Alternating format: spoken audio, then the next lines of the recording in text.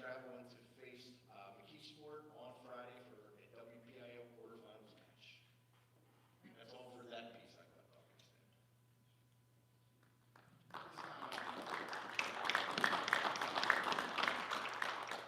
At this time, I'd like to ask the board to move to the front row of the auditorium.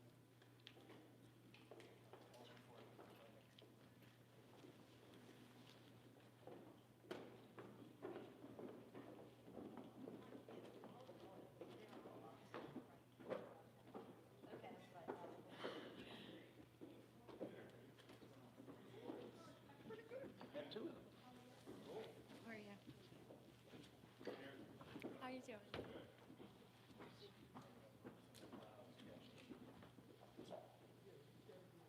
What's new? Did you get anywhere?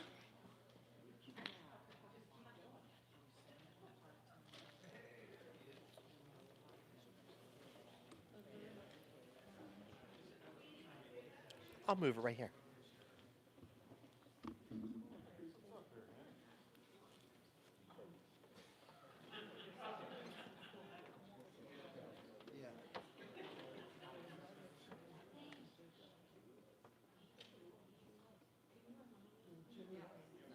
Yeah. Good evening, everybody. For anybody who doesn't know me, my name is Darby Cope. I'm very proud Executive Director of Parkway Western Technology Center. We have the honor of educating almost 200 of your high school students for half a day for 4 years of your high school career. So we appreciate the trust that you give us. I know that many of you have been to our facility. We're very proud of the work that we're doing here. With me tonight, and standing up is Mr. Brock Snedeker. He serves as our Assistant Director and Principal. And next to him is Mr. Michael Letty, who serves as our Assistant Principal. So we're each going to take just a minute or two of your time, and then I'm going to get on to the business at hand this evening. So, Mr. Snedeker. All right, good evening, everybody. Actually, Mike and I work very closely. Can you use the microphone so we can all hear you? Yeah. Sorry about that. Yeah. All right, I'll start over. So my name is Ross Snedeker. I'm the principal of Parkway Western Technology Center. Mike and I actually work very close with your high school administrative team here, and they're great. They work very well with us and keep us in the loop with the students that we share. So they only gave me one slide tonight. So up here you'll see our 16 career majors, which you can kind of read down through. A couple things I'd like to highlight is when students first come to Parkway, we have a cluster rotation that we've had in our construction area, which make up 4 programs. So we have carpentry, welding, HVAC, and electrical. So that's worked really well. So what we've done for this year is we have added that in our automotive wing as well. So, and what that means is construction cluster, when a student comes in, they spend a 9-week period in each one of those disciplines. They kind of, they may think that they want to, take part of the rest of their lives, but then they get a little taste of each one of those programs, and they may change their mind. They may gravitate more towards the teacher they like. So, I just kind of wanted to throw that in. These are 16 career majors, and I guess I only get one slide. So, Mr. Letty is up next. All right, good evening, everyone. Most of the time I don't need a microphone. All right, so I have the fun slide tonight. I get to share with you some awesome statistics from our shared students that we get from CV. So this year we currently have 179 students enrolled at Parkway. CV sends the most students to Parkway, hands down. CV is a morning school, so they send in the morning, they come to us first, get on the bus, and then come to you guys for the afternoon. If you would walk our halls in the morning at Parkway, it is a mini CV. That's how many we have there with us. So some awesome statistics I want to share with you guys real quickly.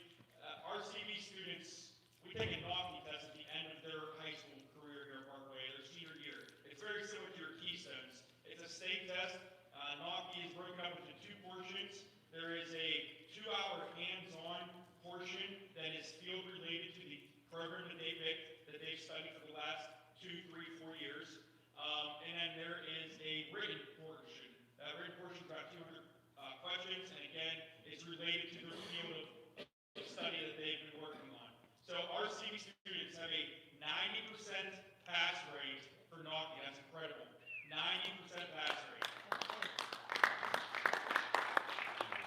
is advanced, and 10% comes from the confidence side. So again, with a 90% pass rate last year, it's one of the higher districts that we see.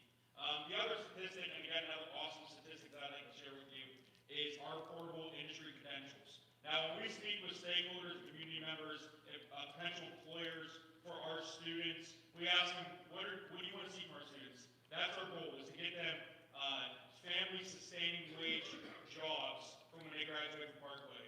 And we typically hear the three things.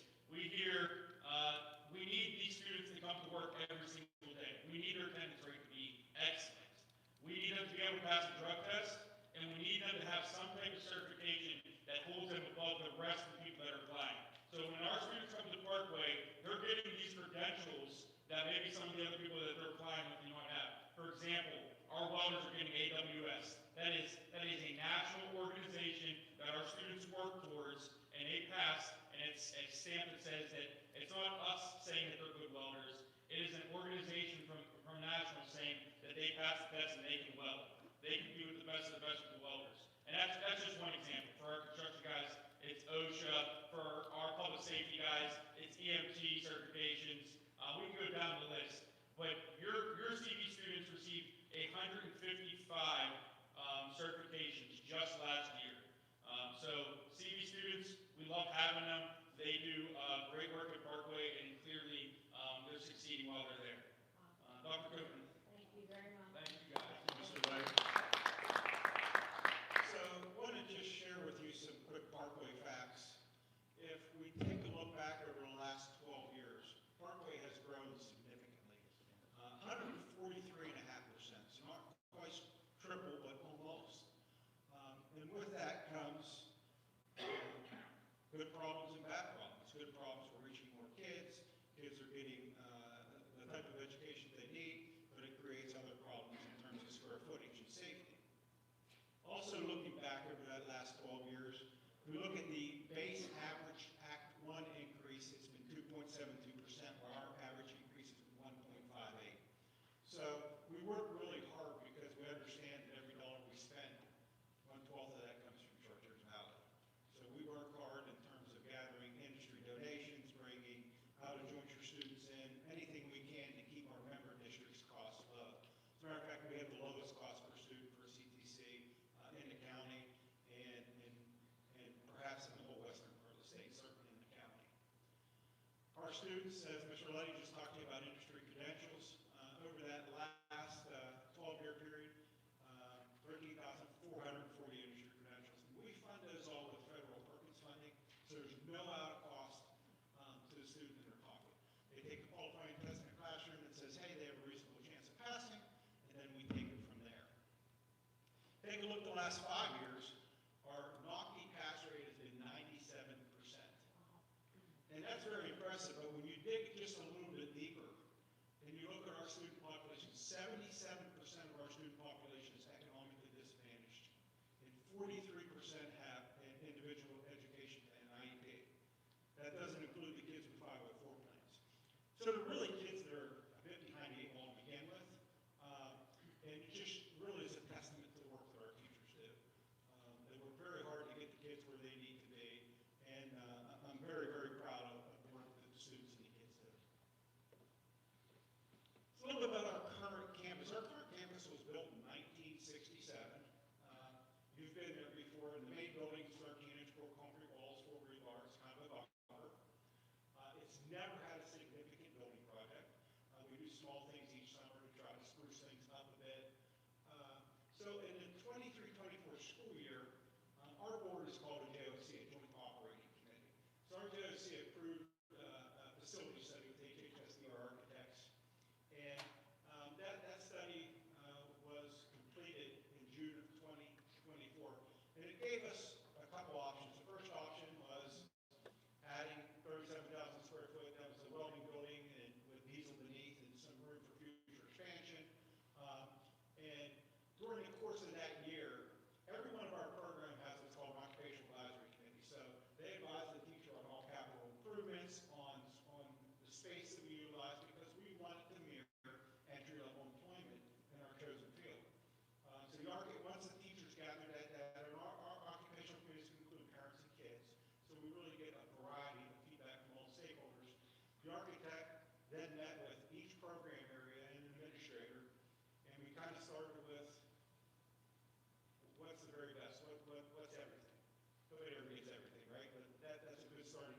okay, and then how can we pare down? So to get everything, what was a pretty big number, 85.3 million. Obviously, Josie said, oh, we gotta do a little better than that. So we pared that down, and we really took it. Doing anything without adding square footage was just silly, because we have a capacity issue, right? The capacity issue doesn't appear to be moving away anytime soon, if you look at the trend of where the jobs are in the region, right? So adding that square footage in that additional small building on campus, and really focusing on infrastructure and safety improvements that we needed to make. And that got it down to the second number, which is 69.8.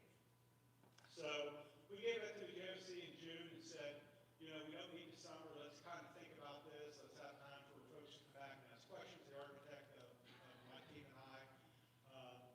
And then we came back in the fall. And at that time, rumors were circulating about the probable closing of Pittsburgh Technical College, which is just about a mile from our facility. So the board said, hey, why don't we just take a wait and see here? Let's see if perhaps this might be a better option, either educationally or economically, or hopefully maybe both. Let's just see, right? So we kind of took a pause, and in January of 25, about 4 months later, PTC was announced closure. Now, when PTC closed, it went into receivership because there was bonds. There's about $42 million in bonds on PTC. The estimated value, based from our real estate professionals at Howard Hand, is about a $70 million campus. So the board did bring Howard Hand on a commission basis. If you sell us the property, you'll make commission. Otherwise, you don't get paid. So they worked with the bondholders, and in April we were finally able to really get into the facility, invite the board out, and said, okay, let's take a look at what we have here. We all left very excited. The board, the administration, a lot of great ideas, a lot of high dollar equipment. Just they shut the door last. So we met with our architect and our Howard Hand folks, and the board said, let's see what this could look like. Let's do a deeper dive. So we spent April and May really with the architect crawling around in the infrastructure of PTC, really taking that data we gathered the year of the study to figure out how we put what where to minimize renovations and minimize the things that we would need to do. And by the end of May, we finally were able to come to a number. They started at 20 million. Usually when you buy something in receivership, it's about 50 cents on the dollar. Howard Henry was able to negotiate it down to 12.2. That included fees and everything. So $70 million campus for 12.2, which sounds great, but then you have to factor in renovations. So renovations are, and one of the big areas that fell short was our automotive programs. Garages, lifts, automotive diesel, auto body, those areas. And there were other areas like our health programs we could walk over and move right in. Our cybersecurity, we could walk over and move right in. But the ones that needed renovation had big renovations. So the architect came back with two different options. One, a complete renovation, checking every box at 59 million plus the 12.2, where it says we have to get that down. We then went back and we looked at infrastructure, we looked at safety, and only absolutely necessary things. So there were things that if we're going to do this, we have to do it now. It just doesn't make sense because it's cost double later. We're not going to put new ceilings in here and then rip them out in 3 years to put HVAC in, things of that nature. So we were able to get that number down to the lower number, which you added to is 60 million. So the board at that time authorized our solicitor to begin negotiating a purchase sales agreement. Condition of the purchase sales agreement is we have to have approval from our 12-member school districts. So the way our jointure agreement was developed in 1967 when the school was built. It identified how things like capital improvement and real estate was to be allocated. And it's based upon the enrollment of the 11th and 12th grade at the home school district. So Chartiers Valley is a bigger district, your share was about 9.2%. But Mount Lebanon, who's way bigger, Representative Clare had even a bigger percentage of the debt, where places like Cornell, which are very small, had a smaller percentage of the debt. So we worked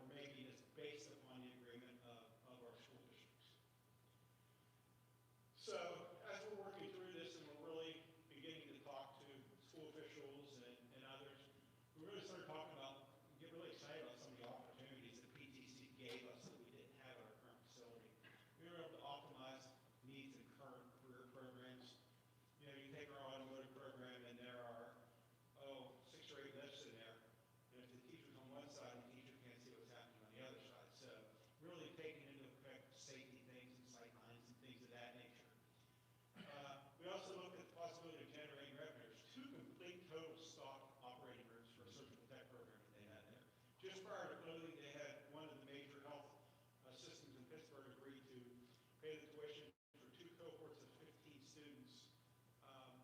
Full freight, cover all their tuition, become surge tech as long as they agreed to work for them for 2 years.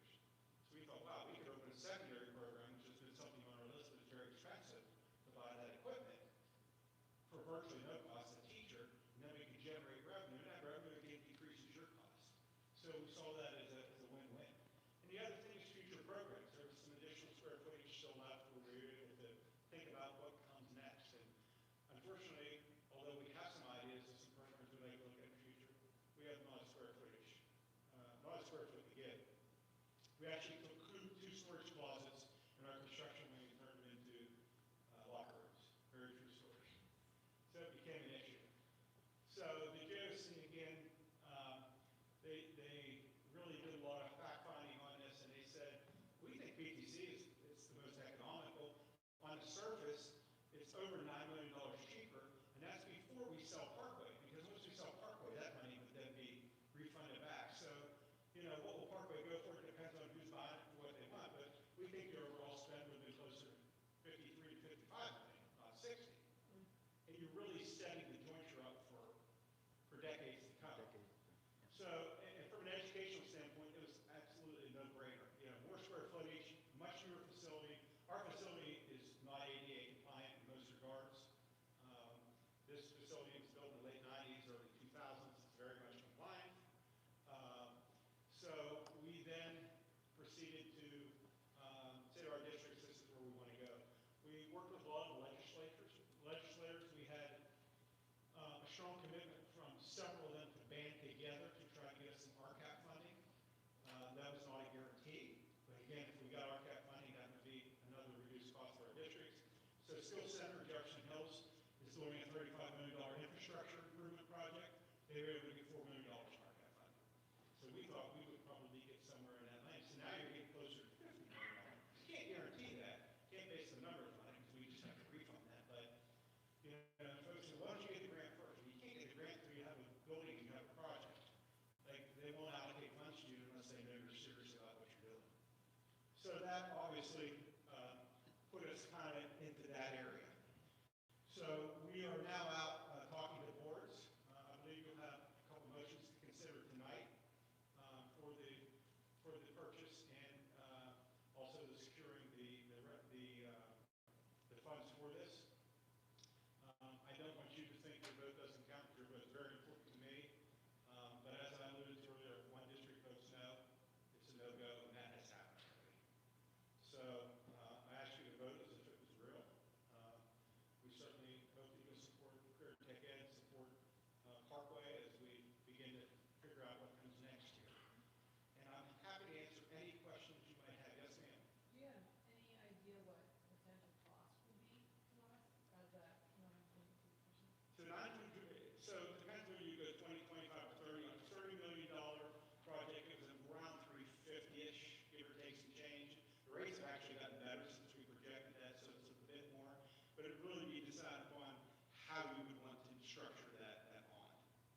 So some districts might go 20, obviously on a 20-year loan, you're going to pay less interest overall, but your costs are going to go up. But there is the potential to recoup that when we sell Parkway property. You would certainly recoup it all, but it's going to decrease your overall cost. So hypothetically, if Parkway sold for $5 million, you divide that by the 12 school districts, and you can get a refund check in that amount. Which you could put towards this debt, or you could put towards. And this would not go against your debt ceiling. Many times career centers do this, it's buy these back to the member districts. So it would just be up to you how you want to do that. I will tell you, among our 12 school districts, the fund is, on average, it is 0.4% of their budget. Less than 0.5% of 1%, 0.4 is the average district's cost to fund this. Yes, sir. 2 questions. Since you already had a school district say no, which then kicks in the ability that, it really puts us in a bind. What's the implications for our community and our students, given you can't expand? Well, what also in our joint venture agreement, it talks about once the responsibilities and capacity of seats, okay, based upon that same school size.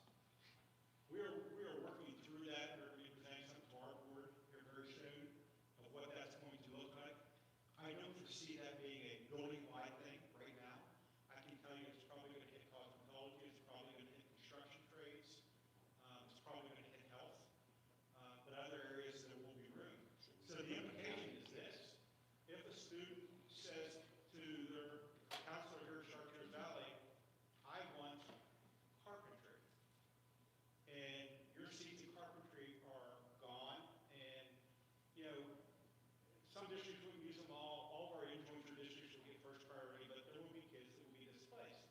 Chartiers Valley by law is then responsible to find them a program, and you're also responsible for transporting back and forth each day. So Carlington, about a year ago, had a student who wanted an agriculture program. We don't have agriculture. They were able to get the student an agriculture program in Washington County, $15,000 compared to our $5,200 or $5,300 cost per student. Transportation, $200 a day times 180. So you do the math. That's just one It's student. 50,000 one regular student. You get 5 students or 4 students that are going 3 places. And this is going to happen. That's gonna I can guarantee you this. We turned away 20 kids this year. Yes, ma'am. So now that you have, unfortunately, a vote that's against, does it come back up for revote again, or is this just dead in the water? I don't know. I would say it's dead in the water for now. Obviously, we'll talk with our board, we'll see what goes live. We'll see what we think is the next option. The problem with our current campus, everything is more than what we're proposing. And the problem, you know, once you do so, you guys have done a lot of renovation here within your district. When you do so much, they make you do so much, right? So once you're doing so much, you have to bring everything to ADA. We don't even have an elevator on our campus. So one of the first things we have to do is put in 3 elevators, okay? And you know, and I'm just talking about the initial renovation. I'm talking about the continued cost of the inspections and all the things that go with it. So to answer your question, there will have to be something. I just don't know what that is yet. To be totally honest. If you would go with the $60 million renovation, do all 12 schools have to vote on that yet? And Yes. if one says no, That's correct. And it's closer to 7 million. it's closer to Okay. 7. It's 69.3. So you still have to have all 12, Yeah. and what if one says no, then we're in that situation where we're gonna bust them everywhere. We're in a terrible catch-22 here. And unfortunately, I think until districts are saddled with paying that kind of money and going out and really realizing, hey, this is real. I've been at Parkway since 2004. I skated, had hair when I started, okay? We've never said no. A lot of career centers, October 1st, they shut the enrollment down, you can't switch, you can't do anything. For me, it's as important for a kid to find out what they don't like as it is to find out what they like, what they're good at, what they're not good at, right? So we have this open kind of thing where if there's an issue here, and the kid just doesn't want, you know, wants to come try it in 9 weeks and the principal calls, our answer's always been absolutely. Now we might say, can you wait for the 9-week mark, or can you wait a week, or can you wait 10 days? So it's just easier from a lot of perspectives, but I lost sleep turning 20 kids away. Because I'm about creating opportunities for kids, not the opposite. Yes, sir. There's dormitories on that campus. What's your plans with those? We were not going to buy those. Those were a different parcel, and although we looked at them initially, the limited zoning for them did not make them appealing whatsoever. There's very few things that the township will allow them to be. That being said, one of the things that they were very interested in becoming was assisted living. Now, if we were to go to PTC and if an assisted living company took that over, that would be wonderful, because we'd have clinical rotations walking across the driveway. That would be like the perfect storm.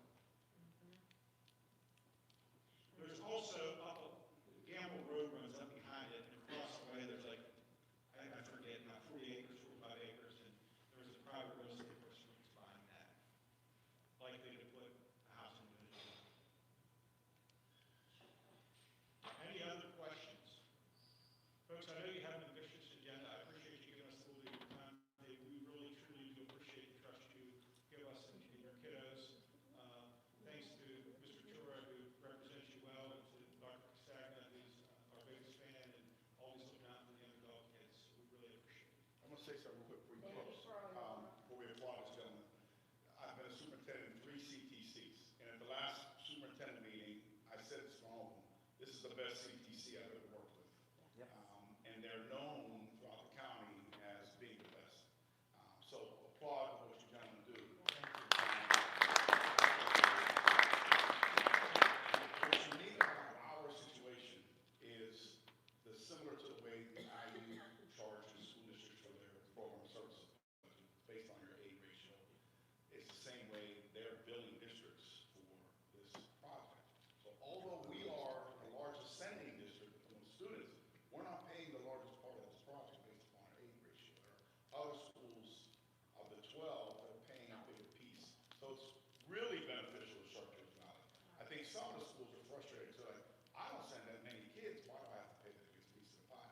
Which is the same conversation sometimes the AIU gets with their program services. Some schools don't use it as much as others. So we are uniquely in a good position here because of the amount of students we send. And it is CB South down the road there, if you go there in the morning. So I just want to take a second and applaud these gentlemen for the job they do in the program. Listen, there's 12 school districts that the sending member, like Mr. George sits on the board for us, all 12 sending schools had to say okay for him to come here. So 12 of the board members unanimously said, go do these presentations to the schools. So every vote now matters. There's 108 school board members in these 12 schools that they're counting the votes for. So the first one for the project needs a majority. The second, they need everybody, right? So Can't do one without the other. you need the individual vote count matters for the 12 schools. So just to let you know. So Folks, thank you so much. Thank you. If you ever have any questions about Parkway, we did leave some information at your desk. You ever want to come out and see the building, you ever want any questions, please call. We're always available. Thank you all so much. Thank you. Thank you, Derek. Yeah, I'll take it. You thought I was going to take that, didn't you? It's amazing, really, yeah. Yeah, thank you. Boy, he's screwed. That they already voted for. It's ridiculous. Southfield voted 9-0, Houston Oaks voted 9-0. QB will vote 9-0. Carlin Yeah. voted 9-0. Then once all the 9-0s, we're going to put pressure on the other schools. We're going to say, you're screwing us. Yeah, no, I know. No, it's this one.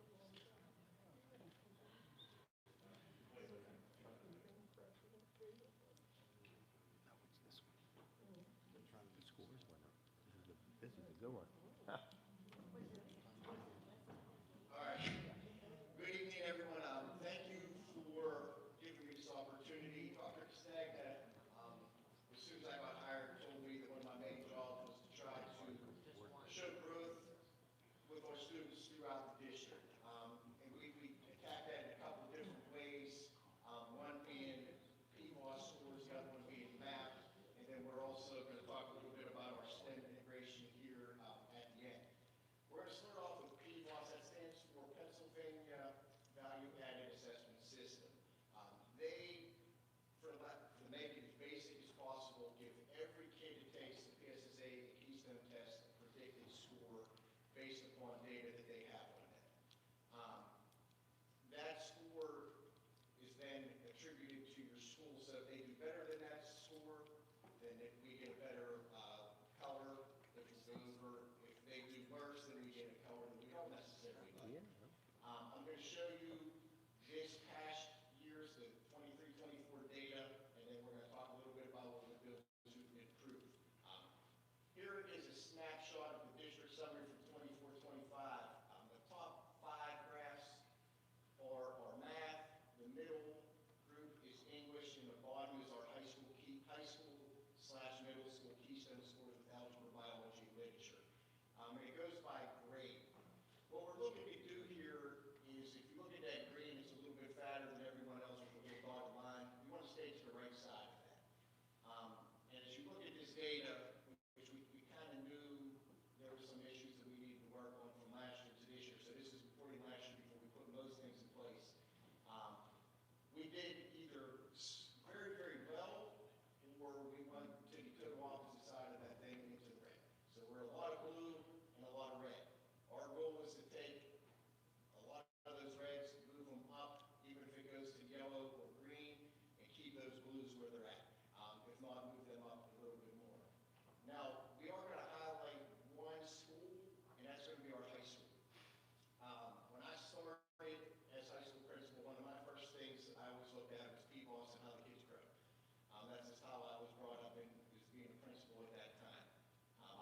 these scores up, and what they look at is the growth measure.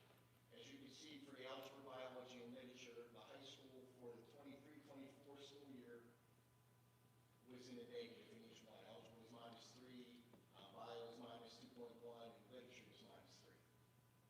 So what I did was put some things into place, make sure the teachers knew the eligible content. We reviewed PFAS, we reviewed growth, how to attack to make that better. I left, Dr. Krasman took the reins and did probably a way better job than I think I would have. And you'll see the results here in a second because they're pretty astounding. Just keep that graph in your mind and then look at this one. This is 1 year of focused instruction looking at eligible content and targeted kids. I have to commend the teachers at the high school. When I talk about this, they didn't have a whole lot of knowledge. We spoke, we continued to speak throughout the year, and they took the reins and did a nice job with the guidance of the principal. Our algebra scores went into the blue. It's very, very rare that you see a high school algebra in blue. That's a rare piece of the puzzle, so hats off to them. Bio did a nice jump. And if you look at our literature, they did a 19, they're at 19.4 growth on the positive. That's borderline crazy. If you look at parentheses on the end, it extends well beyond where we thought that they could end up. So that means that those teachers were able to increase, based on the data that those kids had, their scores that much in just one academic year. And that's repeatable, because when the students come up again, they have a score, and then we can continue to grow. Do I think it's going to be that big? I sure hope so, but it's very difficult to maintain that much growth each year. But that's our goal. Each year, we have to get into those blue categories. That could be obtained to be plus 19. That's a little hard. What are we going to do with this data? That's always what, like when I came in, we would give a test and do nothing. So this is what we're going to do. The principals know this, which therefore trickles down to the teachers, which therefore go down to the students. We're going to measure students' growth over time. That's the goal. We want them to be better when they leave us than when they came to us, and that was not happening necessarily before. We're going to evaluate the instructional effectiveness. Are we doing it the right way?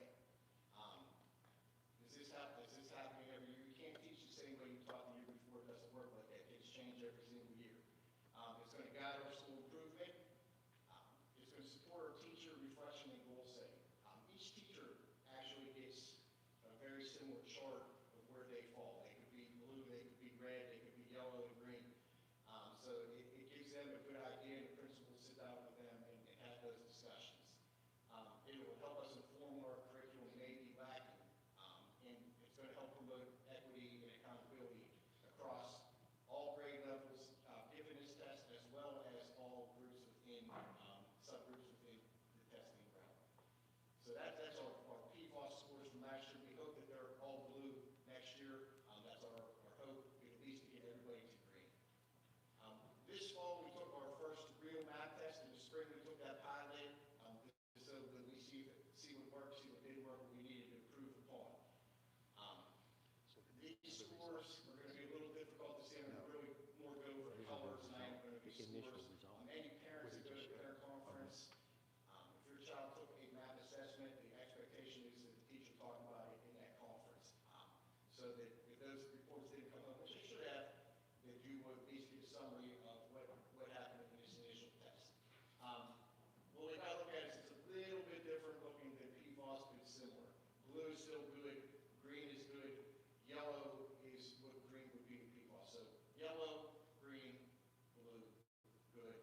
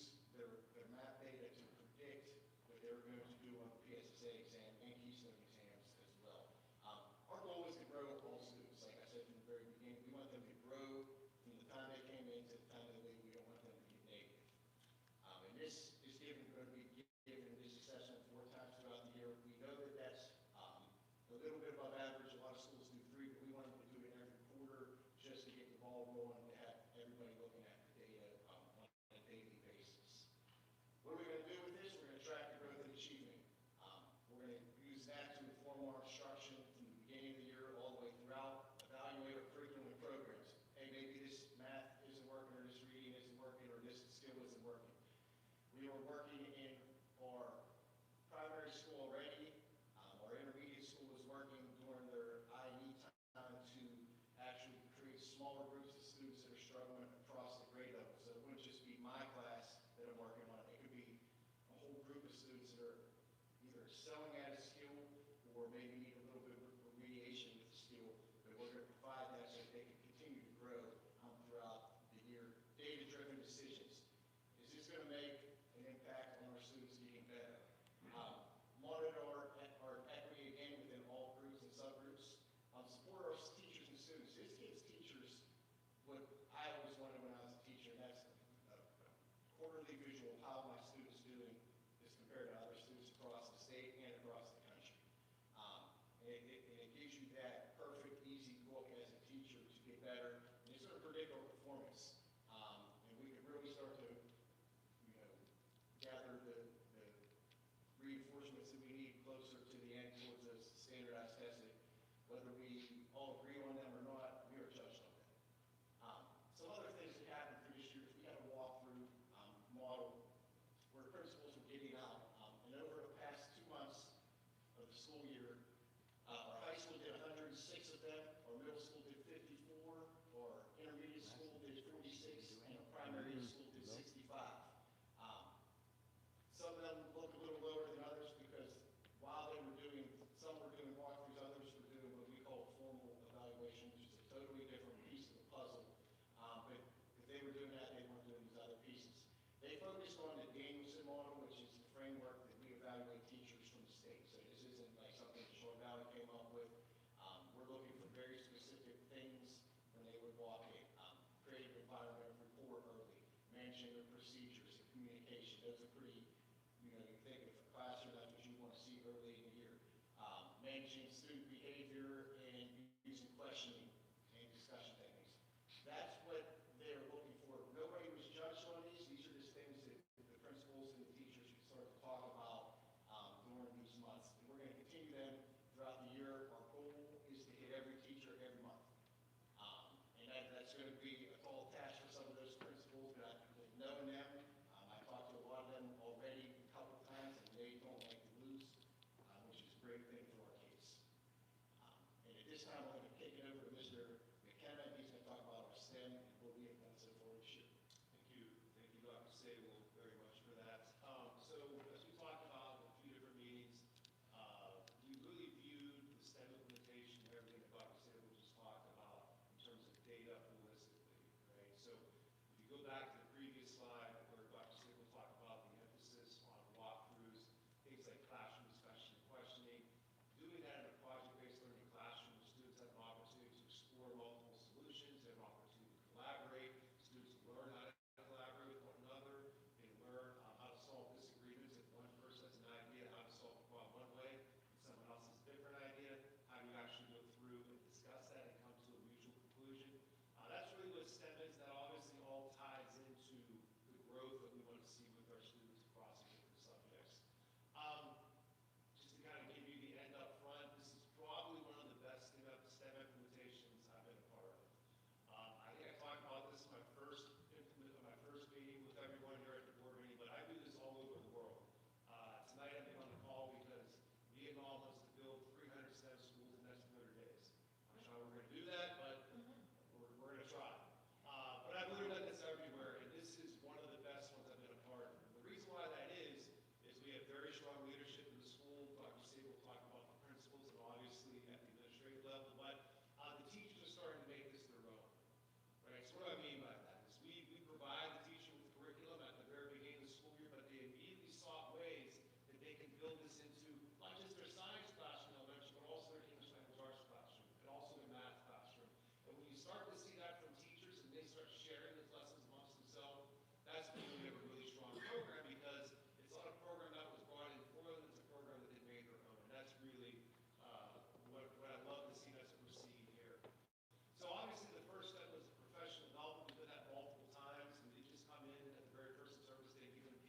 do that, but we followed up, for example, and indicated to technology once a month meetings. We followed up with more professional development for the 3 to 5 intermediate school.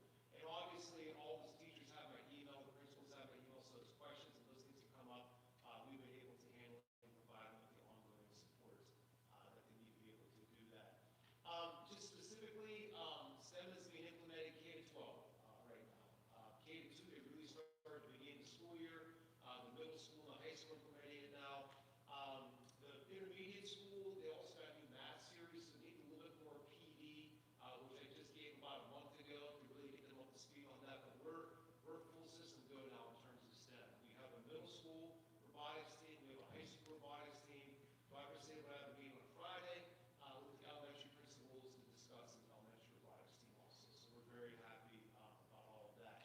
And again, all this slide is talking about is everything that we're doing from STEM is not a separate thing, it's not an add-on thing, but instead it's getting into those goals Dr. Sable mentioned a few slides ago, which is continuous student growth over the course of the school year and of course from year to year also.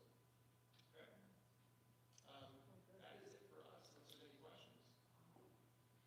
Yes, please.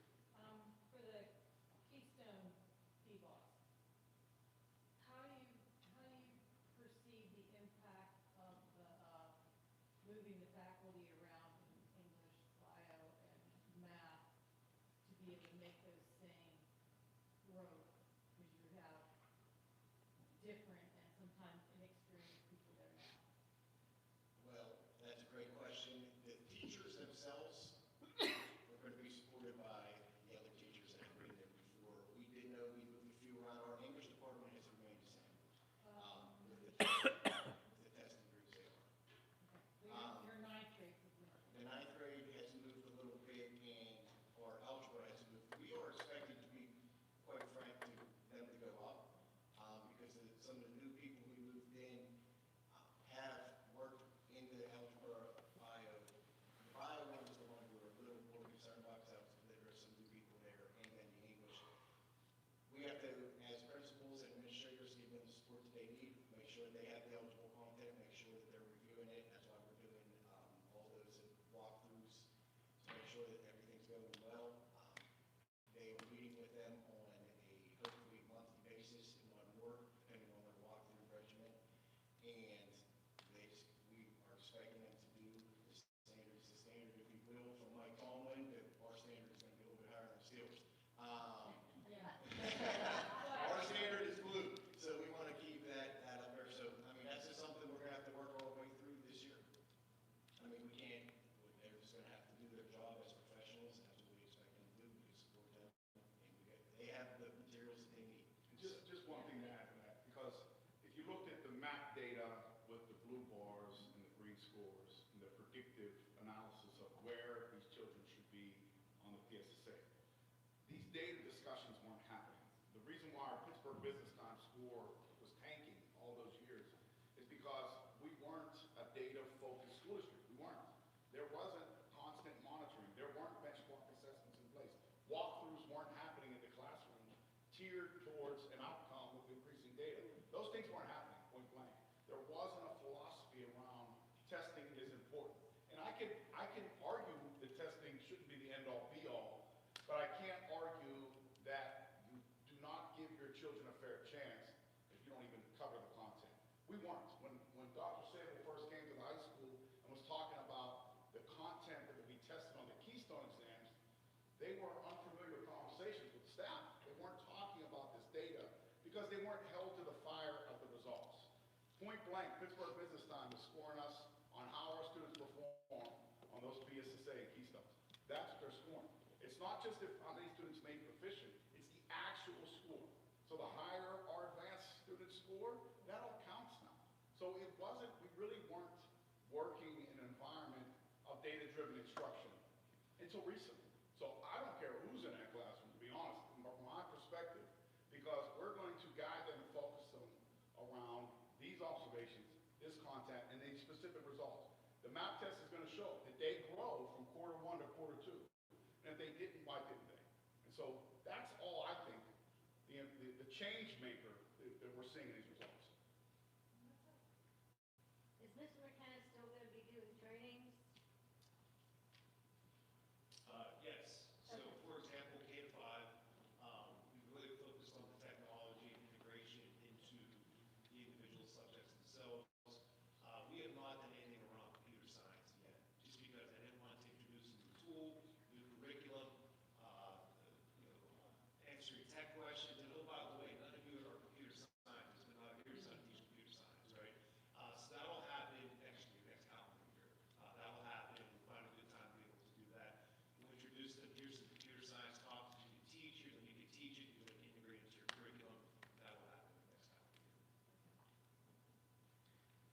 was, Oh, I'm sorry. okay. Just a comment. It's very refreshing to see this presentation, the whole presentation. I gotta tell you, I'm very impressed with it. It's great news. Consider our past administration had low test scores, low rankings, and unimpressive curriculum. And it seems like Dr. Castagna and his team are on the right track. So thank you. We appreciate it. How is getting the curriculum into Atlas going? It's going, not as fast as probably we would all like it to happen, but it is going.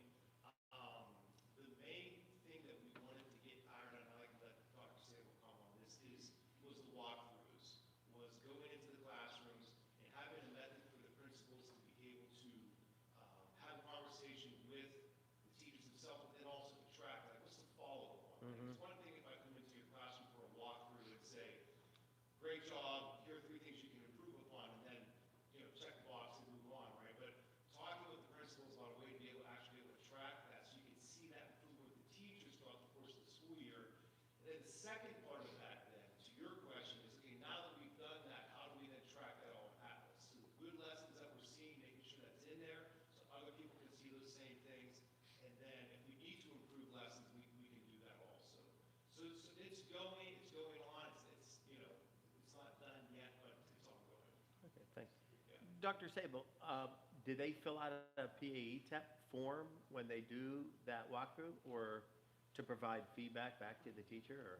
There is no Is it- taking the this isn't, the walkthrough is not a formal observation in any way. So there are notes taken back and forth, so that the principal will ask questions prior to having a walkthrough. They do the walkthrough, and then they write down some notes, and then the teachers would respond to anything that they see. Formal observations are, as you know, a little different, where there's a pre-post conference, there's grading attached to that, rankings attached to that. So they are putting them in there so that we know that.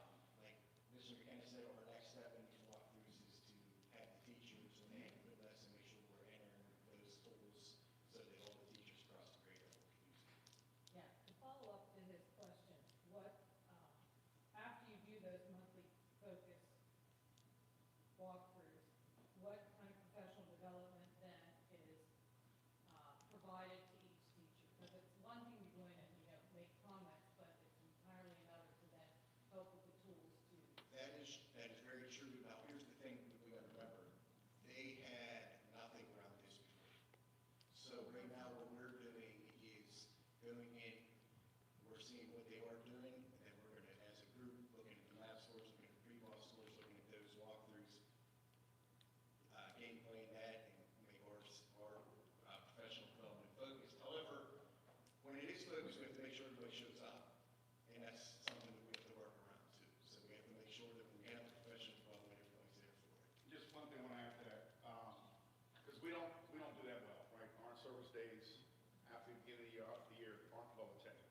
So we have to use our common planning time to have these conversations. And we did have an agreement with the CBA that we can use that time for that. So that's where they're drilling down into the specific training. Yeah.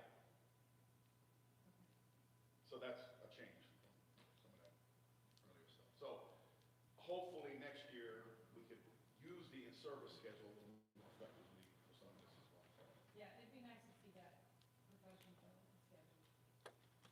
At some point. Mr. McKenna, I have one other quick question. Sure. So this is the best integration you've seen. So far, it's one of the best The implementations I've best, seen. okay. How do we compare, like, are other schools doing this same thing in the tri-county area and maybe on the Eastern Seaboard? What is your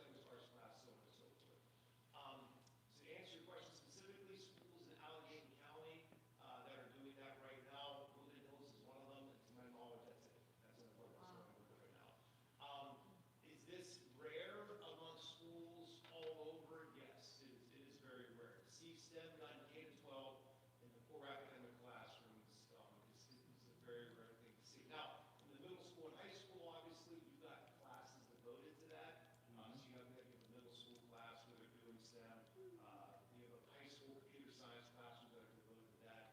So, like, what things that we'll be looking to do in the near future are things like taking the high school students and doing projects with the elementary school students, right? So doing things like that. So, yeah, it's great that we have high school computer science classes that are doing STEM well, but like, how can we actually move beyond that? And that's honestly the other part about having the competition teams. Next year, we want to host competitions here at Chartiers Valley and kind of build up that ecosystem, because then there's a lot more that you can do with it also. So is that in conjunction with like FIRST and? It's similar to FIRST. FIRST and FLL, they do robotics competitions also. This would be kind of the same thing about it. The goal would be to make those robotics competitions and robotics programs integrated more into the school. Some schools do that very well with FIRST, but not just to have an after-school club that's doing robotics, but again, make it more integrated in the actual school. And those of you that attend national conferences know that Western Pennsylvania really does set the standard for a lot of things nationally. We do things that are far ahead of particularly West Coast. So thank you for being a part of that. Thank you. And thank you to CMU for being close to them. Oh, yeah. Yeah. But there's one thing I just want to tell the board, because remember, I think it was February, I think we presented our first preliminary budgets, and we were looking at, some tough decisions. But our goal was to cut expenses, increase academic performance, and increase our safety and security. And we made huge strides from that February meeting to date in that implementation. And you all deserve the credit for that, because those were very hard conversations to give us that belief to try all these changes. Change is not easy. Change isn't easy with anybody involved. But this is just the beginning. The inclusiveness of this program. STEM is now touching every child in the elementary school. It's not a class you go to. We're bringing it to them, right? And that is what grows the interest, the ability, and the belief in themselves that they can take on these advanced careers later on. So you're doing it here in Char Valley with our staff. I've watched Mr. McKenna's training. I see the questions they're asking back. They are really diving into this. And exponentially, we are going to be way ahead of any other implementation we've done because of the students and the staff that we have working on this right now. But he does deserve credit for that, because he can speak to it better than anybody. So, any questions for the board? Okay, thank you. Thank you, thank you, thank you. Make those more attractive, I guess. Are we going this way? Yeah, I'm going.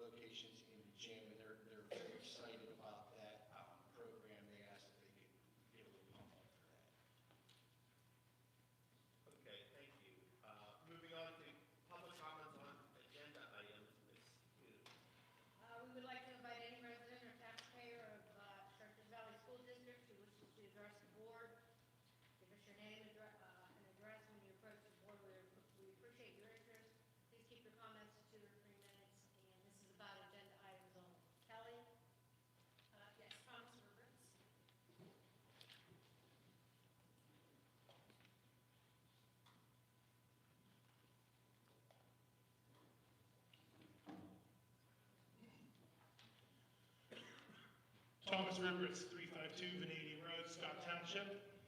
I'd like to bring up agenda items 10.2, the depository agreement with Zion's Bank Corporation, National Association, and item 10.3, approval of construction invoices. Mr. Solicitor, I just want to note for record that these wordings here talk about attachments, which were not provided as of the beginning of this meeting, even for 10.2, let alone 24 hours before the meeting. And 10.3 was finally uploaded shortly before the meeting started.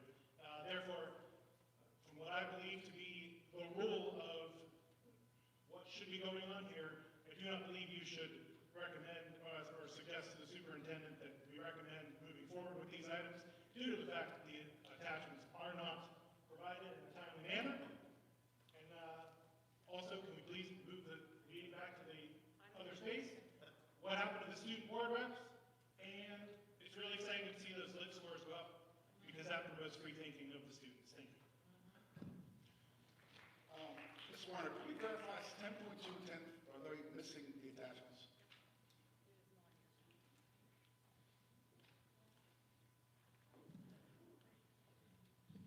I believe 10.2 and 10.3 were, the attachments must have been under administrative content, not public content. Okay, well then they, I mean, either way, it's on public view, and they had to be on public state for 24 hours, so we will table those two motions, and we will rectify those invoices at the next voting meeting in 2 weeks. Not to be speak for the solicitor, but that's, That's exactly what I would do, so.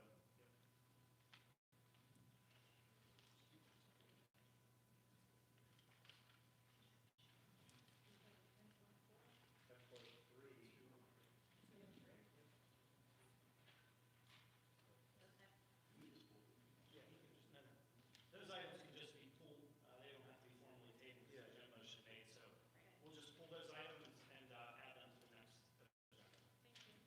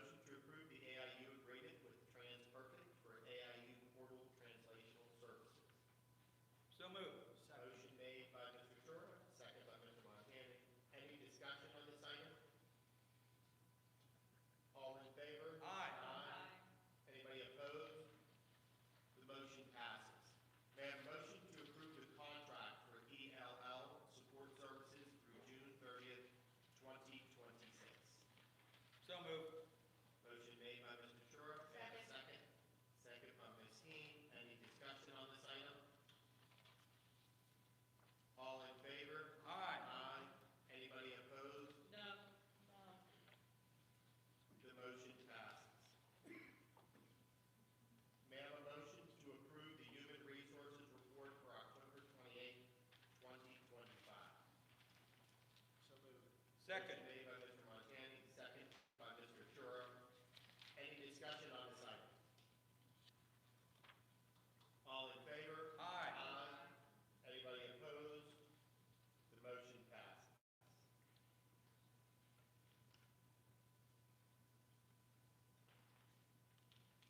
So 10.2 was pulled, 10.3 was pulled. 10.1.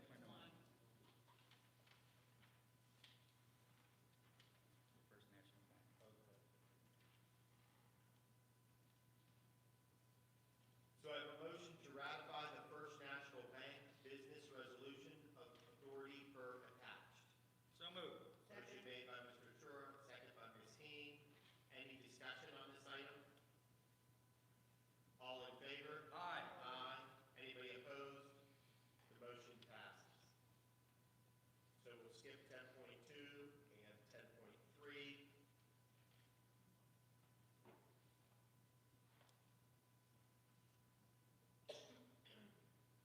10.4.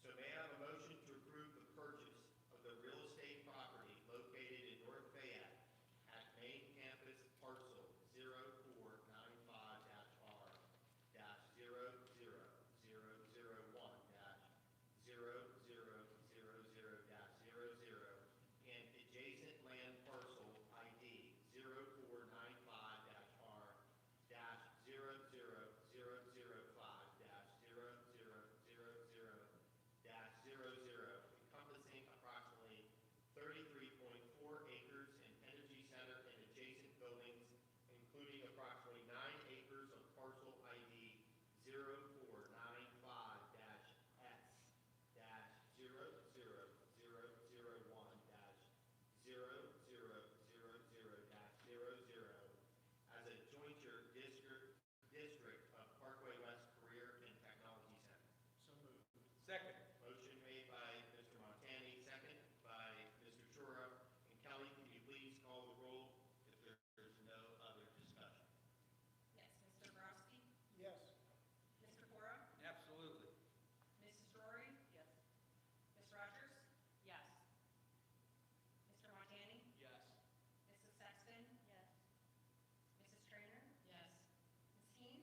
Yes. And Dr. Mariani? Definitely. The motion passes 9-0. On to 10.5, approval of Parkway financing. May I have a motion to seek financing to purchase the real estate property in North Fayette at main campus parcel ID 0495-R-000001-0000-00 and adjacent land parcel ID 0495-R-00005-0000-00, encompassing approximately 33.4 acres in Energy Center and adjacent buildings, including approximately 9 acres of parcel ID 0495-S-00001-0000-00 as a jointure district of Parkway West Career and Technology Center as a jointure district of Parkway West Career and Technology Center. So moved. Second. Motion made by Mr. Montani, second by Mr. Chura. Kelly, can you please call the roll? Yes, Mr. Borowski? Yes. Mr. Cora? Yes. Mrs. Drury? Yes. Ms. Rogers? Yes. Mr. Montani? Yes. Mrs. Sexton?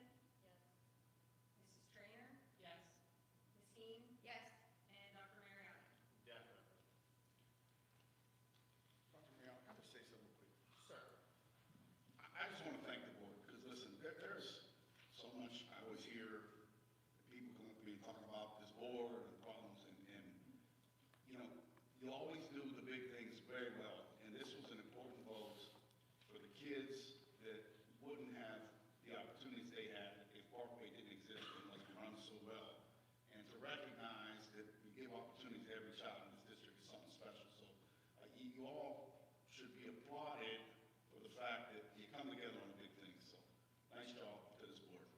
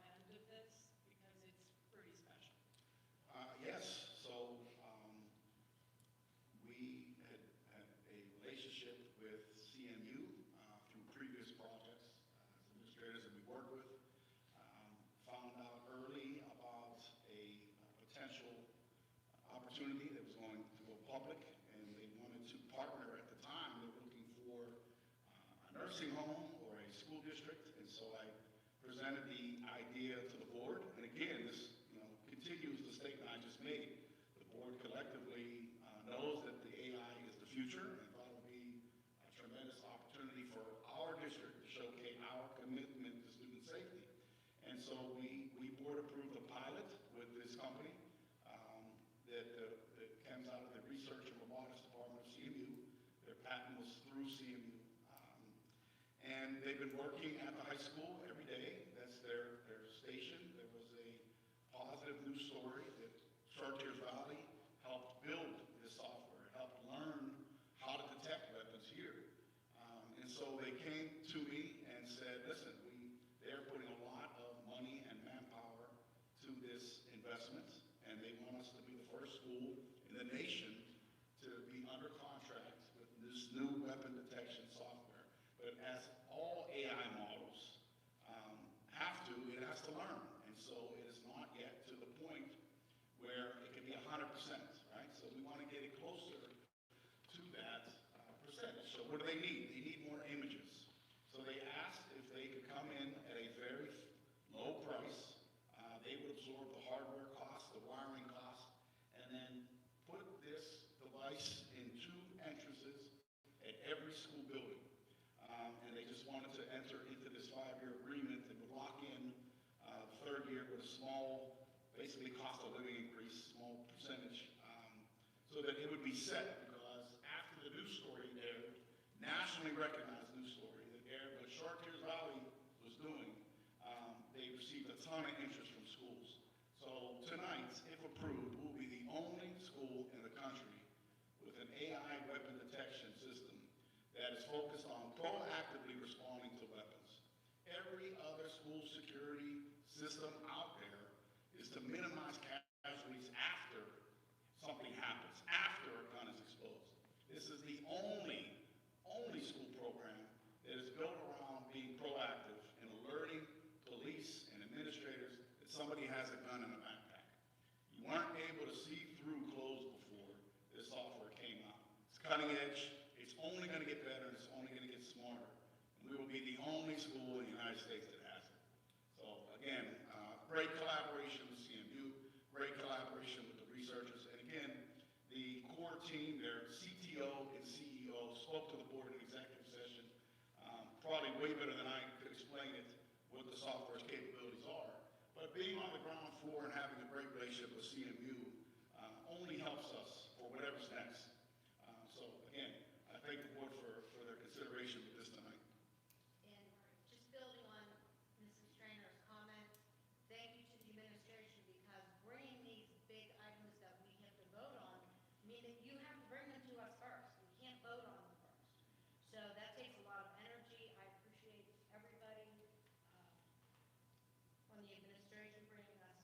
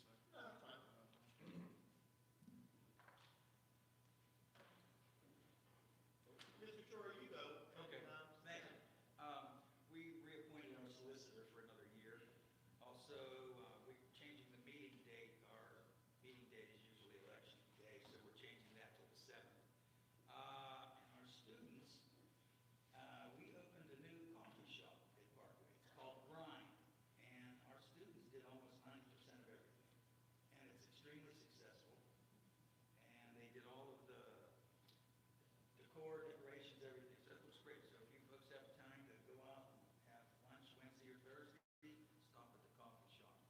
And last but not least, our vet tech course out there. We were rated one of the top 13 in the state and one of 19 in the United States. So we're very happy with that. That's it. Okay, thank you. Mr. Martin? Yes, I attended the meeting, it was on the 15th of October. Pathfinder's roof was just recently completed, so that was a project that got completed. October 13th through the 17th was Spirit Week. There were many activities for students. I have a flyer if anyone wants to see it. There was a bocce tournament at Sunrise on October 17th. Sunrise is another special ed school, so it's good that the students were able to take part in that. They held a recycling and waste management event on October the 3rd, and this week they're celebrating Halloween with a bunch of different activities. I noted this at the last report I gave, but Pathfinder does still have a ton of openings. A support teacher, 2 building subs, 3 paraprofessionals, and now they only need 6 PCAs. So that's down from 9, but the staffing needs